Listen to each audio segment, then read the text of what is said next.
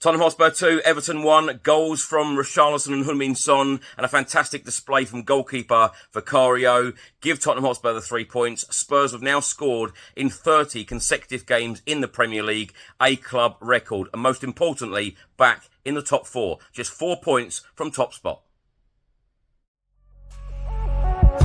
Chris Cowlin. Fan cams. Club news. Transfer news. Match previews. Legend interviews. Spurs winning. Press conferences. Covering everything Tottenham and England. Welcome back to the channel. Hope you're all keeping well. This is another edition of Spurs in the Media, where I'll be going through all of today's newspapers, looking at all of the newspaper reports. Tottenham Hotspur 2, Everton 1, Spurs are back into the top 4. If you're watching this on YouTube, please do hit that subscribe button, like, share and comment below. And if you listen to this on an audio platform, please do hit that follow button and leave a review if you can. So let's get straight into it. Ange Postecoglou was forced into 2 changes against Everton. Of course, 2 players suspended, Udogie and Basuma. Skip and Emerson Royal came in. Now let's start with a report from the Mail on Sunday today. And the main heading states here, Spurs ride their luck to return to top 4. Sean Dyche left fuming as strike is wiped out. Ange Postecoglou appeared on the big screens with a pre-match promise to deliver festive treats to the Tottenham family. And a couple of hours later, they were toasting a return to the top 4 of the Premier League. It then states in between, however, it proved to be anything but a cosy home win. Spurs were 2 up inside 18 minutes with goals from Richarlison and Heung-min Son. Vicario excelled before Gomez finally reduced the deficit and then produced more fine saves as his team clung on. Now, Everton did have a goal disallowed, Calvert-Lewin putting the ball in the net. Straight after the game, Sean Dyche had his press conference and said, "That's not enough contact for me on a mature professional footballer. They're lean and fit, and yet minimal contact puts them on the floor. I'm a fan of VAR, but they over-ref the moment, and goals change games." Postecoglou, needless to say, thought that was a foul. Postecoglou said, "I don't like VAR. It's a tool, it's used, and I still don't like it. Did it help us? I don't know. If that goal stood, we might have scored a third." Also, after the game, Ange Postecoglou said, "Sometimes you've just got to defend," and we did.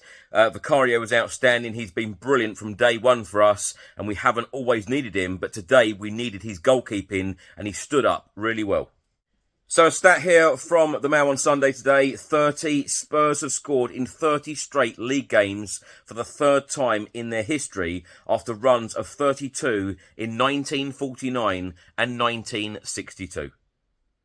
So the player ratings today from the Mail on Sunday, they have given Vicario an 8.5. I think that is pretty harsh, actually. I think Vicario deserves a 9 or a 10. He was absolutely fantastic, in my opinion. But they have given Vicario an 8.5. They have given Pedro Porro a 7.5. Romero a 7. They have given sub Eric Dyer a 6. They have given Davis a 7, which again I think is pretty harsh. I thought Davis was absolutely brilliant. Again, Emerson Royal they have given a 6. I think that's pretty harsh. Sarr, they have given a 6.5. They have given Skip a 6.5. Kulusevski a 7. Johnson a 7.5. Richarlison a 7. They have given substitute Højbjerg a 6 out of 10, and they have given Heung-min Son a 7. Now a report from today's Sunday Telegraph, and it's got this picture here of Richarlison over by the away end, waving to the Everton fans, of course his former club. It then states Richarlison reluctantly sinks Everton while Barr comes to Tottenham's rescue. Millimetres, that is how close Arnold Danjuma's strike deep into injury time came to denying Tottenham Hotspur 3 points. Danjuma's effort from Dwight McNeil's cross was sweetly struck as it crashed off the underside of the bar. Thousands held their collective breath. For Tottenham fans, the nightmare was unfolding. A 2-goal lead on the cusp of being squandered. It then states an equaliser potentially scored by a player who wore their shirt during the second half of last season. And remember, Danjuma agreed to spend 6 months on loan in London after having passed an Everton medical. He already had his new training kit. Now, after the game, Sean Dyche said about Tottenham's first goal, their opener was a lovely move. And Ange Postecoglou said after we went 2-0 ahead, we eased back a little bit.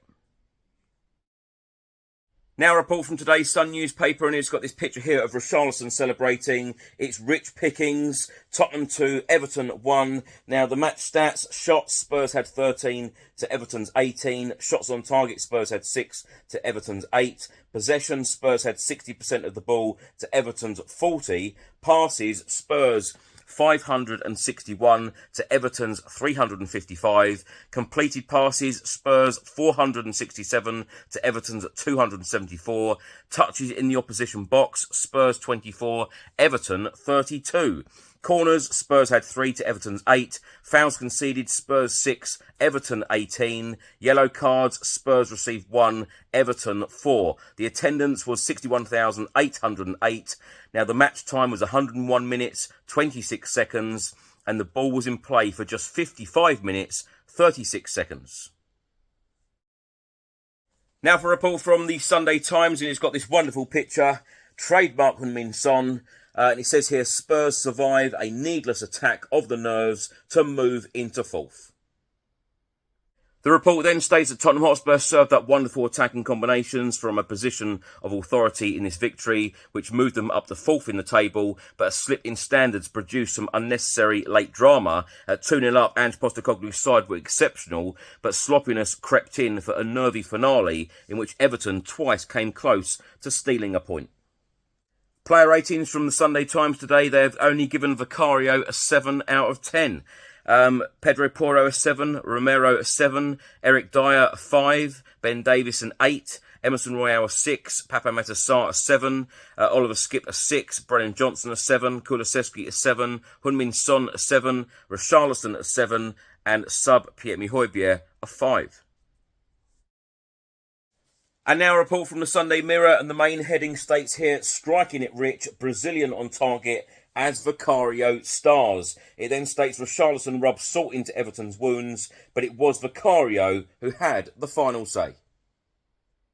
Now, the Sunday Mirror have actually published a couple of stats here. It says Richarlison has scored 4 goals in his last 3 Premier League games, more than in his first 39 games for the club, which was only 2 goals. Despite the loss, Everton can be heartened by the fact that only Spurs 18 have earned more away points than them 16 in the Premier League this season. Spurs have scored in each of their last 30 Premier League games, the longest ongoing run in the competition, and Spurs have now lost just 1 of their last 22 league games against Everton, winning 11 and drawing 10, losing 1-0 in September 2020. Now, Heung-min Son has tipped Richarlison to be one of the best goal scorers in the Premier League. After the game, he said he is always hungry for goals and for work. He is playing pain-free and looks totally different as a player. If he carries on like this, he will be one of the greatest strikers in the Premier League. Now, the player ratings from the Sunday Mirror, and this is more like it. Vicario, a 9 out of 10. Completely agree. Pedro Porro, a 6. Romero, a 6. Davis, a 6. Pretty harsh on Davis, I think. Emerson Royale, a 7. Pretty harsh on him as well. Sarr, I thought was exceptional as well. Only a 7.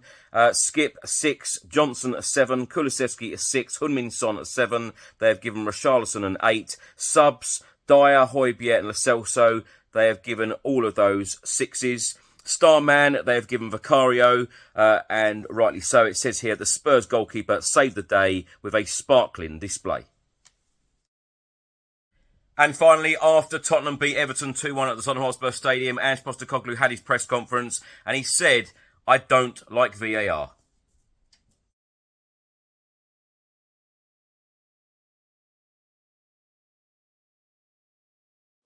No, see, that's really bad terminology. Why would it help? It was a foul.